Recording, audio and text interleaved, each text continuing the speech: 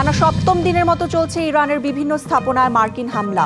পাল্টা জবাবে যুক্তরাষ্ট্রের মিত্র দেশে ঘাঁটিতে হামলা আরও জোরদার করেছে তেহরান।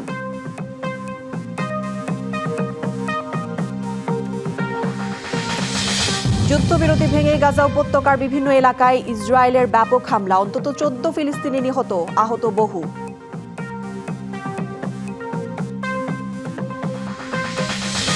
এবং কানাডার ভয়াবহ দাবানলের বিষাক্ত ধোঁয়ায় আচ্ছন্ন উত্তর আমেরিকার বিস্তীর্ণ অঞ্চল। দূষণ মোকাবিলায় যুক্তরাষ্ট্রের বিপুল ব্যয়ের অর্থ দেশটির কাছে চাইছেন ডোনাল্ড ট্রাম্প।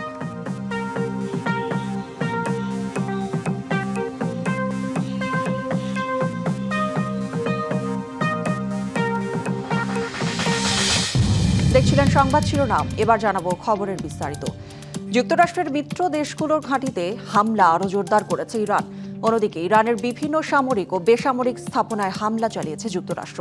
এসব হামলায় নিহত হয়েছেন অন্তত 3 বেসামরিক নাগরিক। সাময়িক যুদ্ধবিরতি শেষ হয়েছে। যুক্তরাষ্ট্রের প্রেসিডেন্ট ডোনাল্ড ট্রাম্পের এমন ঘোষণার পর থেকেই আবারও শুরু হয়েছে ব্যাপক সামরিক অভিযান। কুয়েত, বাহরাইন, জর্ডান ও কাতারে থাকা যুক্তরাষ্ট্রের স্থাপনায় ড্রোন হামলা চালিয়েছে তেহরান। হামলায় কুয়েতের ক্যাম্প উদাইরি, আলী আল সালেম ঘাঁটি এবং জর্ডানের মুয়াফফাক সালতি বিমান ঘাঁটি ক্ষতিগ্রস্ত হয়। হামলায় বাহরাইনের মার্কিন সামরিক বাহিনীর প্রধান কৃত্রিম বুদ্ধিমত্তা বা এআই সেন্টার এবং একটি বিশাল ড্রোন টিপও ধ্বংসের দাবি করেছে আইআরজিসি। একই সাথে ইরানের জলসীমায় মার্কিন বাহিনীর অত্যাধুনিক MQ-9 ঘাতক ড্রোনও ধ্বংস করেছে তেহরান। এদিকে হরমুজ প্রণালীতে মার্কিন পাহাড়ায় থাকা 4টি তেলের ট্যাঙ্কার আটকে দিয়েছে ইরানি নৌবাহিনী। মাইনপাতা একটি নৌপথে 2টি তেলবাহী ট্যাঙ্কারের বিস্ফোরণ ঘটেছে। জবাবে সপ্তম রাতের মতো ইরানের বিভিন্ন সামরিক ও যোগাযোগ স্থাপনায় ব্যাপক বিমান হামলা চালিয়েছে ওয়াশিংটন। হরমুজখান প্রদেশে মার্কিন ক্ষেপণাস্ত্র হামলায় 3 বেসামরিক নাগরিক নিহত হয়েছেন। বেসামরিক নিহতের ঘটনায় তীব্র ক্ষোভ জানিয়েছেন ইরানের পররাষ্ট্র মন্ত্রণালয়ের মুখপাত্র ইসমাইল বাঘাই। একে সরাসরি যুদ্ধাপরাধ বলে আখ্যা দিয়েছেন তিনি। এর তীব্র নিন্দা জানিয়েছে জাতিসংঘও। ইরান যুক্তরাষ্ট্রের মধ্যে সামরিক উত্তেজনা বৃদ্ধিতে মহাসচিব গভীর উদ্বিগ্ন। বেসামরিক অবকাঠামো ও নাগরিকদের উপর হামলা অগ্রহণযোগ্য। কূটনৈতিক প্রচেষ্টা জোরদার করার আহ্বান জানিয়েছেন তিনি। টানা পাল্টাপাল্টি হামলা, কঠোর হুঁশিয়ারি আর বাড়তে থাকা আঞ্চলিক উত্তেজনায় মধ্যপ্রাচ্যের পরিস্থিতি প্রতিনিয়তই আরও জটিল হয়ে উঠছে। খান মোহাম্মদ মুকুল, ডিবিসি নিউজ ডেস্ক। ইউক্রেনের বিভিন্ন অঞ্চলে হামলা চালিয়েছে রাশিয়া। মস্কোর দাবি, এক সপ্তাহে ইউক্রেনে অস্ত্র ড্রোন ব্যবহার করে 19 বার বড় হামলা চালিয়েছে তারা। এমন তথ্য জানিয়েছে রুশ প্রতিরক্ষা মন্ত্রণালয়। এছাড়াও সেখানকার অস্ত্র তৈরির কারখানা, গোলা বারুদের গুদাম, জ্বালানি ও পরিবহন কেন্দ্র এবং ড্রোন বানানোর জায়গায় হামলা করেছে রুশ বাহিনী। অন্যদিকে রাশিয়ার বিভিন্ন স্থানে পাল্টা হামলা চালিয়েছে কিয়েভ। এতে ধ্বংস হয়েছে মস্কোর যুদ্ধ বিমান ও জ্বালানি কেন্দ্র। এমন বিবৃতি দিয়েছে ইউক্রেনীয় প্রেসিডেন্ট ভলোদিমির জেলেনস্কি।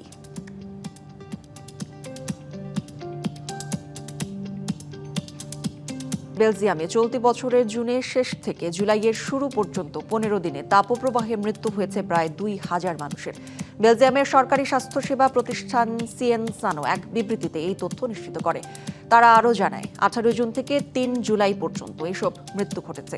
সবচেয়ে বেশি মৃত্যু ঘটেছে বেলজিয়ামের দক্ষিণাঞ্চলের ওয়ালোনিয়া প্রদেশে, আর পরপরই রয়েছে রাজধানী ব্রাসেলস এবং উত্তরাঞ্চলীয় প্রদেশ ফ্ল্যান্ডার্স। অন্যদিকে তীব্র তাপপ্রবাহের কারণে ইউরোপের নরওয়েতে ভয়াবহ অগ্নিকাণ্ডের ঘটনা ঘটেছে।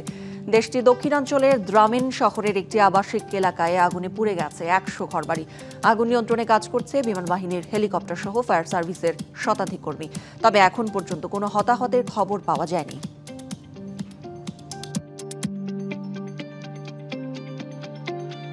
কানাডার ভয়াবহ দাবানলের বিষাক্ত ধোঁয়ায় উত্তর আমেরিকার বিস্তীর্ণ এলাকা আচ্ছন্ন। এর প্রভাবে তাৎক্ষণিক শ্বাসকষ্টের পাশাপাশি দীর্ঘমেয়াদে মানবদেহের বিভিন্ন অঙ্গ প্রত্যঙ্গ ক্ষতিগ্রস্ত হয়ে নানা দীর্ঘস্থায়ী ক্রনিক রোগের ঝুঁকি বাড়ছে। নিউ ইয়র্ক থেকে টরন্টো, চারপাশ ধোঁয়া আর হলুদাভ কুয়াশায় ঢাকা। কানাডার শত শত সক্রিয় দাবানল থেকে ছড়িয়ে পড়া বিষাক্ত ধোঁয়ায় যুক্তরাষ্ট্রের পূর্ব উপকূল ও কানাডার বড় শহরগুলো আচ্ছন্ন। ডেট্রয়েট ও টরন্টোর বায়ুদূষণ এখন বিশ্বের সবচেয়ে ঝুঁকিপূর্ণ পর্যায়ে।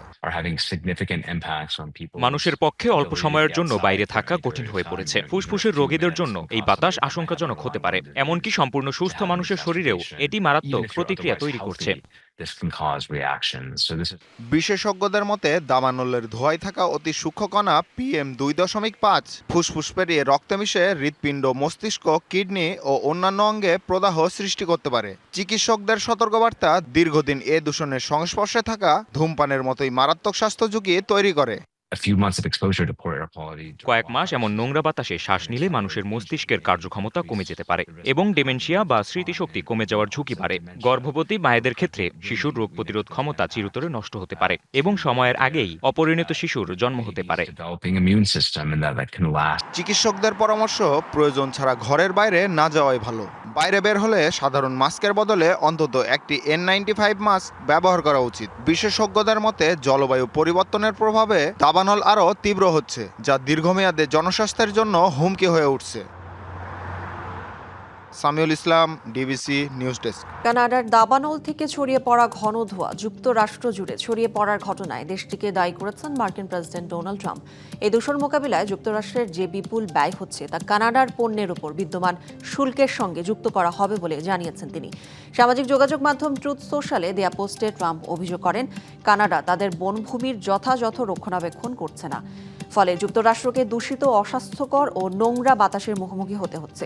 এটিকে ইচ্ছাকৃত অবহেলা বলে অভিহিত করেছেন তিনি। ট্রাম্প জানান তিনি কানাডার প্রধানমন্ত্রী মার্ক কানির সঙ্গে কথা বলবেন এবং এই সম্পূর্ণ অগ্রহণযোগ্য পরিস্থিতি মোকাবিলায় তার সরকারের পরিকল্পনা জানতে চাইবেন।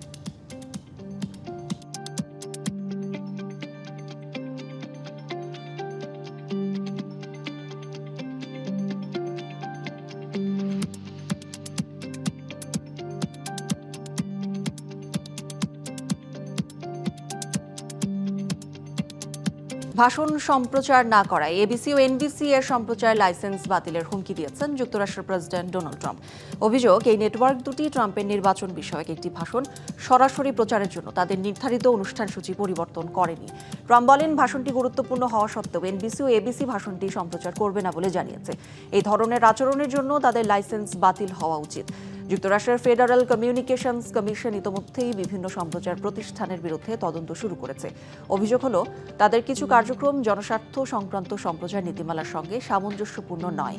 এসব তদন্তের ফলে সংশ্লিষ্ট প্রতিষ্ঠানগুলোর ব্যবসায়িক কার্যক্রমেও বড় ধরনের প্রভাব পড়তে পারে। হোয়াইট হাউস এক্স অ্যাকাউন্টে এক পোস্টে সিএনএন এর সমালোচনা করেছে, কারণ এই চ্যানেলও ভাষণটি সরাসরি সম্প্রচার করেনি। তবে এবিসি ও এনবিসি তাদের স্ট্রিমিং প্ল্যাটফর্মে ভাষণটি সম্প্রচার করেছে।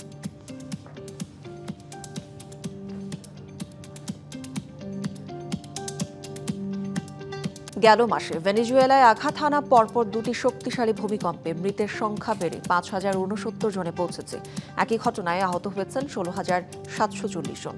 শুক্রবার দেশটির জাতীয় পরিষদের সভাপতি হোর্হে রদ্রিগেজ এই তথ্য জানিয়েছেন। রদ্রিগেজ বলেন শক্তিশালী এই ভূমিকম্পে ৮৫৬টি ভবন ক্ষতিগ্রস্ত হয়েছে। এর মধ্যে ১৯০টি ভবন সম্পূর্ণ ধসে পড়েছে, ফলে বহু মানুষ গৃহহীন হয়ে পড়েছেন। তিনি জানান ভূমিকম্পে ক্ষতিগ্রস্ত ১,২৮,৩২৪টি পরিবারকে সহায়তা দেওয়া হয়েছে। এছাড়া ক্ষতিগ্রস্তদের আশ্রয়ের জন্য ১০৬টি অস্থায়ী শিবির স্থাপন করা হয়েছে, যেখানে বর্তমানে ২১,২৩৫ জন অবস্থান করছেন। তবে এখনও ১৭,৯০৭ জন স্থায়ী আবাসনের বাইরে রয়েছেন। গেল ২৪শে জুন ভেনেজুয়েলায় কয়েক ঘন্টার ব্যবধানে ৭.২ এবং ৭.৫ মাত্রার দুটি শক্তিশালী ভূমিকম্প আঘাত হানে। এতে ব্যাপক প্রাণহানি ও অবকাঠামোগত ক্ষয়ক্ষতি হয়।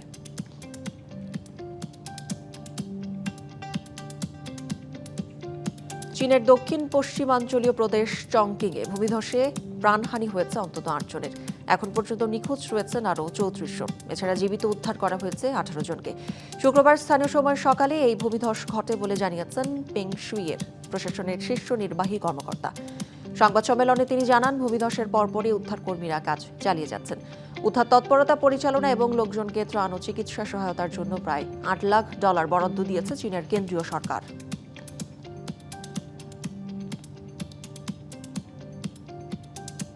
ব্যবসায়িক মন্দা কাটিয়ে আবারও সুদিন ফিরতে শুরু করেছে বিশ্বখ্যাত ব্রিটিশ লাক্সারি ফ্যাশন ব্র্যান্ড বারবারির।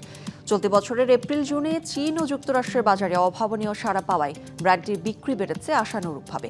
তবে মধ্যপ্রাচ্যের চলমান সংঘাতের কারণে ইউরোপে পর্যটকদের কেনাকাটা কিছুটা কমেছে বলে জানিয়েছে প্রতিষ্ঠানটি। অভিজাত ফ্যাশন প্রেমীদের পছন্দের তালিকার শীর্ষে অন্যতম ব্রিটিশ ব্র্যান্ড বারবারি। 150 বছরের পুরনো এই ব্র্যান্ডটি বেশ দীর্ঘ সময় ধরে চলছিল মন্দায়। তবে দীর্ঘদিনের মন্দা কাটিয়ে চলতি বছরে আবারও ঘুরে দাঁড়িয়েছে বিশ্ববিখ্যাত লাক্সারি ব্র্যান্ড বারবারি। বারবারির এই নাটকীয় প্রত্যাবর্তনের পেছনে রয়েছেন প্রতিষ্ঠানটির প্রধান নির্বাহী জশুয়া শুলম্যান। 2024 সালে যখন তিনি হাল ধরেন তখন ব্র্যান্ডের অবস্থা ছিল টালমাটাল। দায়িত্ব নেওয়ার পরই তিনি নজর দেন বিশ্বের সবচেয়ে বড় দুই বাজার যুক্তরাষ্ট্র ও চীনের ওপর। বদলে ফেলেন ব্যবসার পুরনো কৌশল, যোগ করেন আধুনিক ও আকর্ষণীয় সব ডিজাইন, আর তাতেই বাজিমাত। তার নেওয়া সেসব নতুন কৌশল ও ডিজাইন পরিবর্তনের সুফল চোখে পড়ে খুব দ্রুতই। বিশেষ করে চীনের জেনারেশন জেড বা তরুণ ক্রেতাদের পছন্দের তালিকায় আবারও যোগ হয় ব্র্যান্ডটি। বারবারির প্রকাশিত আর্থিক প্রতিবেদন থেকে জানা যায়, চলতি বছরের প্রথম প্রান্তিকে এর গ্লোবাল আউটলেটগুলোতে বেচাকেনা বেড়েছে গড়ে 5%। চীনের বাজারে বিক্রি বেড়েছে 9%। অন্যদিকে যুক্তরাষ্ট্রে নতুন ডিজাইনগুলোও নজর কেড়েছে গ্রাহকদের, বেড়েছে নতুন গ্রাহকও, ফলে বেচাকেনা বেড়েছে প্রায় 12%। তবে ইউরোপীয় আউটগুলোতে বিক্রি কমেছে প্রায় 3%। তবে ইউরোপের বাজারে সামান্য এ মন্দাভাব সত্ত্বেও সামগ্রিক বিচারে বারবারির এ ঘুরে দাঁড়ানোকে অভাবনীয় বলছেন বাজার বিশ্লেষকেরা। সব চ্যালেঞ্জ ডিঙিয়ে আভিজাত্যের মুকুট ধরে রেখে বারবারি প্রমাণ করেছে ফ্যাশন দুনিয়ার ট্রেন্ড বদলালেও খাঁটি ঐতিহ্যের আবেদন কখনোই ফুরায় না। Rahnuma Fermin, DBC news desk.